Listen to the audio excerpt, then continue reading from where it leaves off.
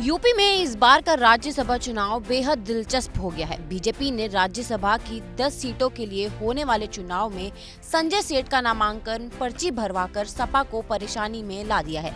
संजय सेठ के चुनाव लड़ने से अब राज्यसभा में वोटिंग होगी। संजय सेठ सपा का साथ छोड़कर भाजपा के साथ आए हैं। बीजेपी के 8वें कैंडिडेट संजय सेठ सपा संरक्षक मुलायम सिंह के बेहद खास माने जाते रहे हैं। बाद में वो अखिलेश यादव के भी करीबियों में शुमार हो गए थे। सेठ 2019 से भारतीय जनता पार्टी के सदस्य हैं। संजय सेठ समाजवादी पार्टी में रहते पार्टी के कोषाध्यक्ष भी रह चुके हैं। सपा ने उन्हें साल 2016 में राज्यसभा भेजा था। अब संजय सेठ को बीजेपी ने प्रत्याशी बनाया है तो कुछ विधायक क्रॉस वोटिंग भी कर सकते हैं, जिससे समाजवादी पार्टी मुश्किल में आ सकती है। वहीं सपा के साथ साथ बीजेपी का भी समीकरण बिगड़ता देखा जा रहा है।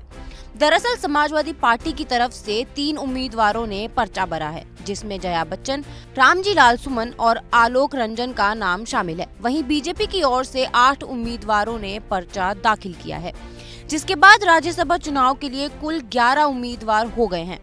एक कैंडिडेट को जिताने के लिए 37 वोटों की जरूरत होगी। इस गणित के हिसाब से सपा को अपने तीनों प्रत्याशियों को जिताने के लिए 111 वोट चाहिए होंगे।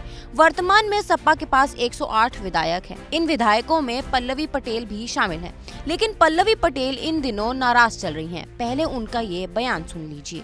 स्वतंत्र है वो एक्शन लेने के लिए। मैं एक्शन से नहीं डरती, ईमान की राजनीति करती हूँ, जो सही है वो कहूँगी। तो कहीं ना कहीं जो पीडीए का नारा था उस पर समाजवादी पार्टी नहीं चल रही है, आपका कहना है, जिसकी वजह से आप में और समाजवादी पार्टी में मतभेद नजर आ रहे हैं। पीडीए हमारा नारा है और आपके पास 3 राज्यसभा सीटें हैं, तो कहाँ है पिछड़ा, कहाँ है मुसलमान? ये होना चाहिए ना। ऐसा थोड़ी ना होगा कि पिछड़ा दलित अल्पसंख्यक जो है वो सड़कों पे मरे, वहाँ घिट्टे आपका झंडा और बैनर उठाए, और जब आगे जाने की बात आए तो प्रतिनिधित्व कोई और लेके चला जाए और हम बाध्य हों कि हम उनको वोट करें। अब पल्लवी पटेल के इस बयान से अखिलेश यादव भी परेशान हैं। कह पाना मुश्किल है कि पल्लवी पटेल का वोट सपा प्रत्याशियों को जाएगा या नहीं। वहीं अगर बीजेपी की बात करें तो उनके पास कुल 252 विधायक हैं। एनडीए में शामिल पार्टियों को मिलाया जाए तो कुल विधायकों की संख्या 252 से बढ़कर 286 हो जाती है।